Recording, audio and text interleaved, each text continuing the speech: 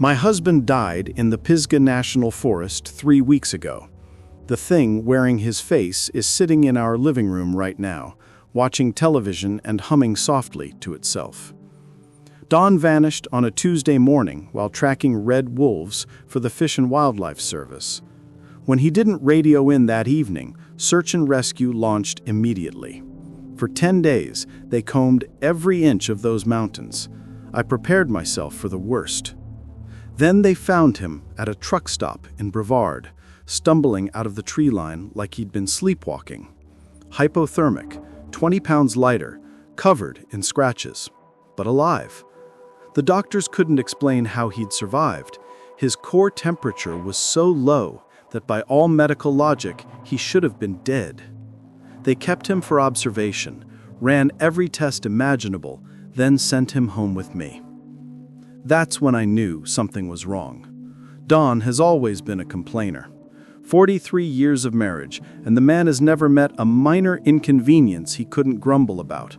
Too hot, too cold, traffic slow, coffee's better. It was just part of who he was. But the thing that came home didn't complain about anything. It sat in front of the television for hours, watching old sitcoms with this vacant, pleasant expression. Don used to call television mental rot. Now it watched game shows and laughed at all the wrong moments. The memory loss, the doctors said, was normal after trauma. But I knew my husband.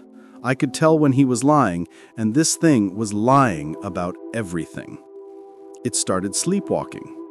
Don had never sleptwalked in his life, but now I'd find it standing in the backyard at 3 a.m, staring into the forest. When I called its name, it would turn around with this confused smile. "Just getting some fresh air," it would say in Don's voice. I called Dr. Weiss, the psychiatrist. She assured me everything was normal, that trauma could change people in unexpected ways. But she hadn't seen the way it practiced being human. That's what I caught it doing one night. I found it standing in the kitchen, facing the window. In the reflection, I could see its mouth moving silently, jaw working up and down like a marionette. Too focused, too deliberate, it was practicing conversation. When I confronted it the next morning, it seemed genuinely confused. "Sleepwalking again?" it asked, tilting its head in a way that was almost right, but not quite. The next morning, I called Don's sister to ask about family history of sleepwalking. She confirmed there was some on their side, which should have been reassuring, but then she said something that made my blood freeze. "Haven't you heard? They found Don's body yesterday." The real Don. The real body. 40 miles from where he'd supposedly been found alive, at the bottom of a ravine with a broken leg. Naked. Dead for weeks. I hung up and stared at the thing sitting on my couch, watching The Price is Right. "Everything all right, honey?" it asked, using Don's concerned voice perfectly. That night, I couldn't sleep. Around midnight, I heard the bathroom door close. I crept down the hallway and pressed my ear to the door. Inside, something was making wet, cracking noises, like bones being reset. I tried the handle. Unlocked. The thing was hunched over the sink, naked, its back to me. Its body was shaking violently, and I could see the muscles rippling under the skin in ways that weren't natural. The cracking sounds were coming from its spine as it bent and twisted. In the mirror, I caught a glimpse of its face. It was mine. Not Don's face wearing my expression, but literally my face. My eyes, my nose, my mouth, grafted onto Don's skull like a poorly fitted mask. As I watched in horror, the features began to shift, bones moving under the skin. It must have sensed me, because it slowly turned its head. The face it was wearing now was some horrible mixture of both of us, features sliding like warm wax. It smiled with my mouth. I screamed. The thing exploded into motion, launching itself through the bathroom window in a shower of glass. I ran to the opening and watched as it landed in our backyard, moving on all fours towards the forest. Just before it disappeared into the trees, its shape began to change, elongating and twisting until it looked less like a person and more like something that only heard people described secondhand. I packed a bag and called my sister in Spokane. Told her I was coming for an extended visit. She didn't ask questions. I thought I was safe in Spokane, 2,000 miles from those dark North Carolina woods. I was wrong. Last night, I woke to find wet footprints leading from my guest room to the bathroom. The prints were too long, with what looked like claw marks at the tips. I followed them and found the bathroom door ajar. Inside, something was hunched over the sink again, that familiar shaking and cracking filling the small space. But this time, when I looked in the mirror, the face staring back was my sister's. It had followed me. I ran, grabbed my keys, and drove through the night. I'm in a motel room in Wyoming now, but I know it won't matter. This thing, whatever it is, can look like anyone. It's patient. It learns. I hear it sometimes, late at night, calling to me in Dawn's voice, then my sister's voice. Sometimes it sounds like my mother, who died 10 years ago. It's getting better at the imitation, more convincing each time.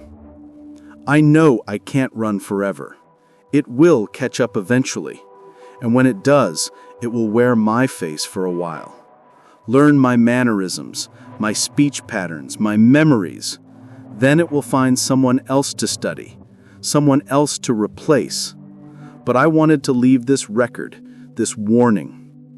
If you know someone who disappeared in the woods and came back different, be careful. Look for the signs, the missing complaints, the practiced conversations, the midnight wanderings. And whatever you do, don't let it see your face in the mirror. Because right now, as I finish this, I can hear something scratching at my motel room door. It's laughing, and it sounds exactly like me.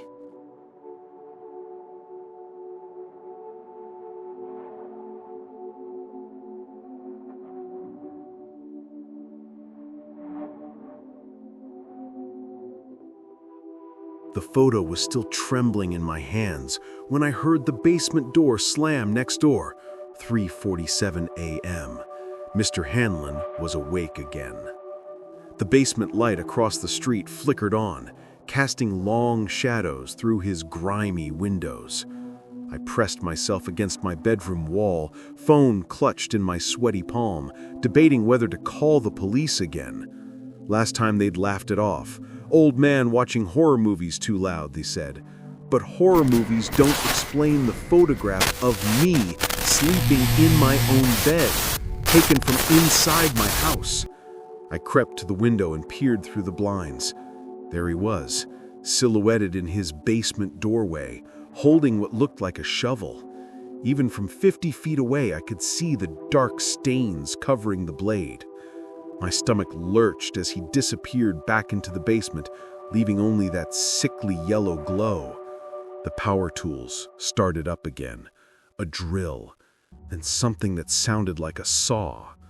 I grabbed my laptop and started typing frantically, documenting everything. The midnight basement sessions, the heavy trash bags he guarded like treasure, the way he stared at my house for hours, unblinking, the rotting smell that drifted from his backyard when the wind was right. Someone needed to know, someone needed to believe me. But as I typed, I heard something that made my blood freeze. My front door, the soft click of the lock turning. He had a key. I killed the laptop screen and dove under my bed, heart hammering so hard I was sure he could hear it downstairs. Footsteps, slow, deliberate, moving through my kitchen, my living room. Each creak of the floorboards felt like a countdown to something terrible. The footsteps stopped at the bottom of my stairs. I held my breath, pressing my face against the dusty carpet, trying to become invisible. 1 step, 2, 3. He was climbing toward my bedroom, toward me. I could smell him now. Whiskey and bleach and something else, something rotten. My bedroom door creaked open. From under the bed I could see his boots, worn leather, caked with dirt that looked suspiciously dark in the moonlight. He stood there for what felt like hours, breathing heavily. Then I heard the soft click of a camera. Another photograph. He moved to my dresser, opening drawers quietly, going through my things. I caught a glimpse of his face when he crouched down to look under the bed. Bloodshot eyes, a smile that belonged in nightmares. He was so close, I could have reached out and touched him, but he didn't see me. Somehow, impossibly, he looked right through me and stood back up. The footsteps retreated, down the stairs, through the house, out the front door. The lock clicked again. I stayed under that bed until sunrise, paralyzed with terror. When I finally crawled out, I found another envelope on my pillow. Inside, the fresh photograph of my empty bed, taken just hours ago. And underneath it, a note in shaky handwriting. I know you're watching me too. That's when I realized the horrible truth. This wasn't random. Mr. Hanlon hadn't chosen me as his victim. I had chosen him as my obsession. All those nights I'd watched him through my window, documenting his strange behavior, following his every move. I thought I was the one doing the watching, but he'd been watching me watch him. I grabbed my keys and ran to my car, hands shaking as I started the engine. I had to get away from Maple Grove, away from Mr. Hanlon, away from whatever sick game we'd been playing. But as I backed out of my driveway, I saw him standing in his front yard. He raised his hand and waved, that same slow, deliberate wave he'd given me 100 times before. But now I understood what it meant. It wasn't a greeting, it was a goodbye. Because looking in my rearview mirror as I sped away, I saw my house, my quiet, normal house where I'd felt safe for 8 years. And there, spray painted across my front door in dripping red letters, were the words I should have seen coming. Moving day. The basement light in Mr. Hanlon's house went dark, but mine had just turned on. 3 days later, I'm writing this from a motel room 200 miles away. I haven't slept. I keep checking the locks, checking the windows, checking my phone for messages, because yesterday I found a real estate listing online. My house, already sold. The new owners move in next week, and in the property photos, standing in my backyard like he belongs there, is Mr. Hanlon. Same bloodshot eyes, same nightmare smile, but now he's holding a sold sign and a set of keys. My keys. The game isn't over. It's just changing locations. And somewhere out there, in whatever neighborhood I run to next, Mr. Hanlon is already setting up his basement workshop, already picking out his next window to watch from, already planning his next midnight visit. Because I finally understand the truth about my quiet neighborhood, about Mr. Hanlon, about the 8 years I thought I was safe. I was never the watcher. I was always the watched. And now, no matter where I go, the watching will never stop.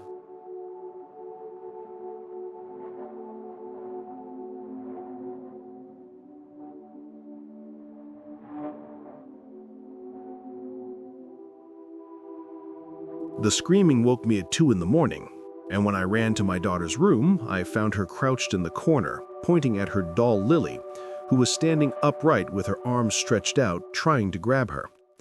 But let me tell you how this nightmare really started. 3 weeks ago, when we found the other doll on the curb. Emma had always been healthy and energetic until we brought that cursed thing home, and now I'm watching my 7-year-old waste away while her favorite doll comes alive at night, hunting her. It was garbage day, and I was driving Emma home from school when she spotted the discarded items on the sidewalk. An old chair, a mattress, and sitting among the trash was a vintage doll about 2 feet tall, with curly blonde hair turned grayish from age. She wore an elaborate, lacy peach dress and had the most unsettling grin, with little square teeth showing. Her eyes were a disturbing reddish color that I later learned happens to old dolls from some chemical reaction.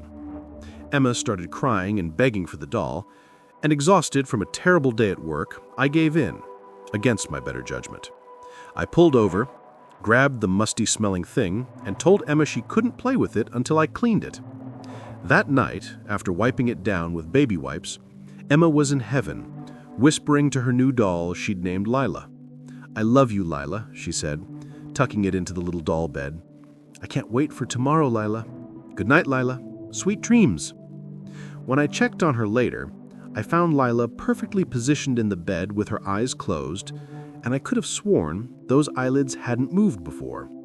But I shook off the thought. Emma became obsessed with Lila, taking her everywhere, despite the doll's deteriorating condition. Her hair was tangled, her dress stained, and that red-eyed stare never left her face. I tried searching online for the same model, but could never find anything matching her unusually long face and oversized eyes. Then Emma started getting sick, exactly 1 week after we brought Lila home. She woke up crying about stomach pain and threw up violently. I thought it was just a bug, but the nausea and vomiting continued for days, then weeks. She grew pale and weak, losing weight rapidly while doctors found nothing wrong in her blood tests. I became convinced the doll was covered in mold or some toxic substance making her sick. One night, Emma woke me saying she'd thrown up, and when I walked her back to her room, I froze in the doorway. Lila was sitting upright in the middle of the bed, perfectly posed with her red eyes staring directly at me, and that grin seemed wider somehow, more knowing. After Emma fell asleep, I grabbed Lila and shoved her in the closet, thinking I'd solved the problem by removing the source of contamination. But when I woke up, the doll was back in bed next to Emma, her eyes closed as if she'd never moved. I tried hiding Lila in different places throughout the house, but she always returned to Emma's bed no matter where I put her. Finally, I made the decision to throw her away, bagging her up in the middle of the night before trash pickup so Emma couldn't retrieve her. I heard the garbage truck at 6 a.m. and smiled, thinking our ordeal was over. But I was wrong. Emma screamed when she discovered Lila was gone, but got over it faster than expected and went back to playing with her original doll, Lily. However, she didn't get better. The nausea continued, the vomiting persisted, and she kept losing weight, looking more frail each day. I was tearing my hair out, wondering if this was some kind of curse or lasting chemical poisoning, when the real horror began. That's when I was awakened by Emma's terrified screaming, and found her cowering in the corner of her room while Lily stood upright in an impossible position. The doll that had been her companion for years now had a twisted frown instead of her usual smile, her eyebrows furrowed in anger, and her stubby arms extended, reaching for Emma with grasping motions. "She's jealous, Mommy," she sobbed, as I grabbed her and ran from the room. "Jealous of Lila, so she cursed me to make me sick." We barricaded ourselves in my bedroom until morning, when I found Lily motionless on the floor, like any normal doll would be. But I wasn't taking any chances. I grabbed a kitchen knife and hacked Lily into pieces, then disposed of different parts in separate garbage bags at different locations across town, like I was hiding evidence of a murder. I know how insane this sounds, but I don't care, because Emma made a complete recovery within days of destroying Lily. Her appetite returned, her color came back, and she was her old, energetic self again. The doctors called it a miraculous, but I know the truth. Some objects hold on to the negative energy of their previous owners, and those two dolls had been feeding off each other's malevolent presence, poisoning my daughter from the inside out. Lila had been the catalyst, arriving in our home like a virus of jealousy that infected Lily and turned her against the child she was supposed to comfort. Now I check every toy that comes into our house, and I never buy anything secondhand, especially not dolls, because I learned that some things are thrown away for very good reasons. Emma has new toys now, bright and clean from the store, with no history of previous owners and their twisted emotions. She's healthy and happy, and has no memory of those dark weeks when her beloved companions tried to destroy her. But sometimes, late at night, I still hear whispers coming from her room. And when I check, I find her talking to her reflection in the mirror, having conversations with someone only she can see. She calls her new friend Lila, and says she never really left, that she just lives in the mirror now, watching and waiting. I've considered moving, but I'm afraid we might take whatever lingers in that glass with us. So instead, I've covered every mirror in the house except the ones we absolutely need, because I've learned that some curses don't end when you destroy their source. They just find new ways to manifest and continue their work. The sickness may have stopped, but the presence remains, and I spend every night wondering if we truly escaped, or if we're just in the eye of the storm, waiting for the real horror to begin.